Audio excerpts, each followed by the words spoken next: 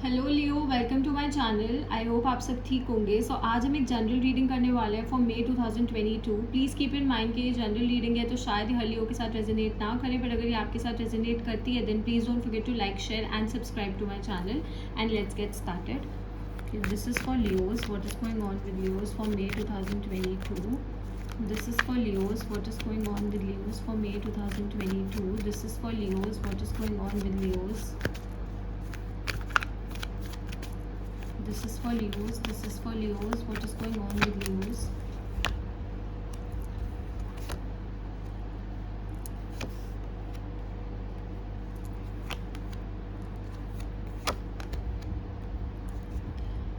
Okay Leo, so we have the queen of pentacles. So I feel कि इस महीने ना आप अपने फाइनेंसेस पे बहुत ज़्यादा फोकस्ड हो, आप अपने करियर पे बहुत ज़्यादा फोकस्ड हो एंड आपको ना फाइनेंशियल अबंडेंस मिलेगी इस महीने। ओके, आपको बहुत अच्छी फाइनेंशियल अपॉर्चुनिटीज़ मिलेंगी, जो आपकी ऐसी अपॉर्चुनिटीज़ मिलेंगी जो आपकी फाइनेंशियल पोजीशन को बहुत ज़्यादा इंप्रूव कर देंगी।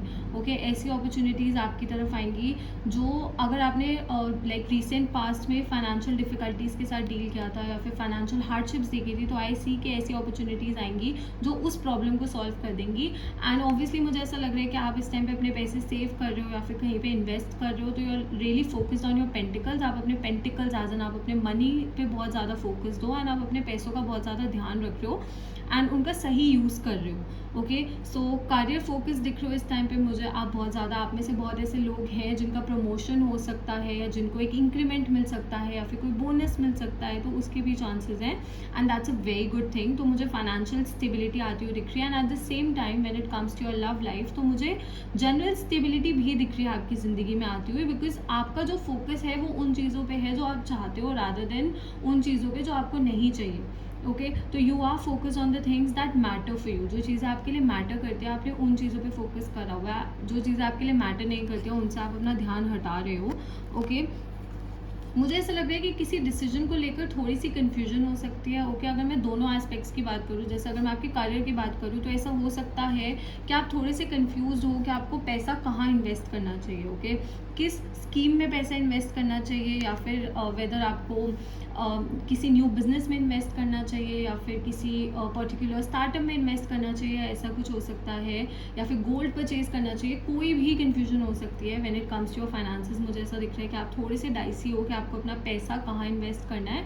एंड अगर मैं आपकी लव लाइफ की बात करूँ तो भी मुझे ऐसा दिख रहा है कि किसी डिसीजन को लेकर ना आपके दिमाग में कन्फ्यूजन है। ओके, माइट भी कोई पास्ट पर्सन एंड कोई न्यू पर्सन के बीच में कन्फ्यूजन हो सकती है, दो पास्ट लोगों के बीच में कन्फ्यूजन हो सकती है, या फिर जनरली ऐसा हो सकता है कि आपको कोई डिसीजन लेना हो when it comes to your relationship या फिर when it comes to your partner and आप डाइसी हो कि आपको क्या डिसीजन लेना चाहिए। एंड कहीं ना कहीं ये चीज़ आपको भी हर्ट कर रही है। ओके, ये जो आप डिसीजन नहीं ले पा रहे हो या फिर ये जो आपके दिमाग में क्लैरिटी नहीं आ रही है, ये कन्फ्यूजन है ना कहीं आपको हर्ट कर रही है, because see this lady is sitting on this stone thing. Okay, ये एक ऐसे पत्थर से बनी चीज़ पे बैठी है, तो विच इज़ अनकम्फर्टेबल। ओके, तो ये सिचुएशन आपके लिए अनकम्फर्टेबल है, बट वॉट आई सजेस्ट यहाँ पे कि आप इजीली ब्लाइंड फोल्ड रिमूव कर सकते हो एंड ईजिली डिसीजन ले सकते हो। आपको बस सच्चाई को देखना है कि रियलिटी क्या है। ओके, अगर आप ऐसे बोलते हैं ना कि एक इंसान प्यार में अंधा हो जाता है या फिर एक इंसान को प्यार में कुछ दिखाई नहीं देता है, तो ऐसा नहीं होना चाहिए। ओके, जो रियलिटी है, जो सही सिचुएशन है, आप उसको वैसे एक्सेप्ट करो। ओके,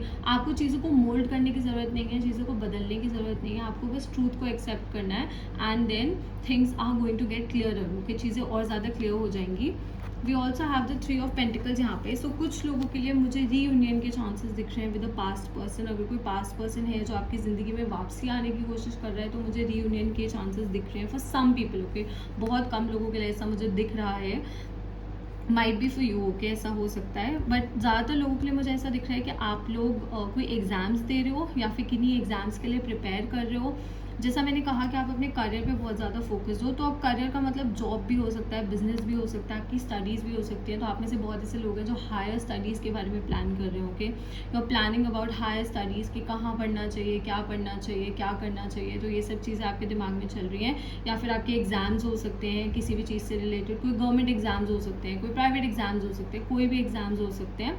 ऑल्सो इस टाइम पे मुझे ऐसा लग रहा है कि अगर आप कोई बिज़नेस स्टार्ट करोगे या फिर अगर आप कोई स्टार्टअप के बारे में सोच रहे हो, किसी चीज़ में इन्वेस्ट करने के बारे में सोच रहे हो, तो आई सजेस्ट कि आप पार्टनरशिप में करो. That is going to be beneficial for you, या आपकी काफ़ी ज़्यादा हेल्प करेगा ना, आपको अच्छे प्रॉफिट्स होंगे. ओके, आप अपने फ्रेंड्स के साथ काफ़ी सारी चीज़ें डिस्कस कर सकते हो इस टाइम पे. Not just your friends but also जिन लोगों को आप ट्रस्ट करते हो, जिन लोगों पे आपको भरोसा है, मतलब जिन लोगों को आपको लगता है कि वो आपको सही सलाह देंगे, तो आप जिन पे भी ऐसे भरोसा कर सकते हो, डेफिनेटली आप उनसे डिस्कस कर सकते हो situations when it comes to your money. पैसों की बात है, जैसे मैंने कहा कि मुझे थोड़ी सी कन्फ्यूजन दिख रही है कि आपको नहीं पता कि पैसा कहाँ इन्वेस्ट करना है, कैसे इन्वेस्ट करना है, क्या करना है. शेयर्स में हो सकता है, शायद आप शेयर मार्केट में जाने के बारे में सोचो. तो before jumping into anything, okay, कोई भी चीज़ में जंप करने से पहले, कोई भी चीज़ करने से पहले, आई सजेस्ट कि आप थोड़ा सा सलाह लो, लोगों से गाइडेंस लो.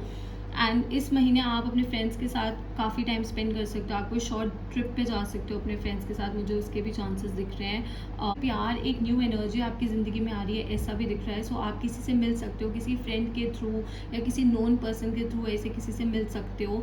अपनी जहाँ पे आप पढ़ाई करते हो या फिर जहाँ पे आप जॉब करते हो, आप ऐसी जगह पे भी किसी से मिल सकते हो. So if you are single and you are looking for love, तो आप ऐसे किसी पर्सन से मिल सकते हो.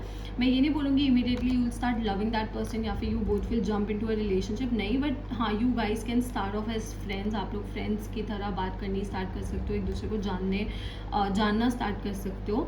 सो ऑब्वियसली मैं डिटेल्ड रीडिंग भी करूँगी when it comes to your love life. Maybe I do a detailed reading, but अभी because this is a general reading, so I am going to cover every aspect. Also अगर आपको कोई भी personal question पूछना है, आप मुझे Instagram पे DM कर सकते हो. I offer paid personal readings in India only. Instagram details नीचे आपको डिस्क्रिप्शन में मिल जाएंगी. Also don't forget to follow me there, because वहाँ पे मैं रेगुलर रील्स पोस्ट करती हूँ. तो अगर आपको रेगुलर मैसेजेस चाहिए देन डेफिनेटली आप मुझे वहाँ पे फॉलो कर सकते हो.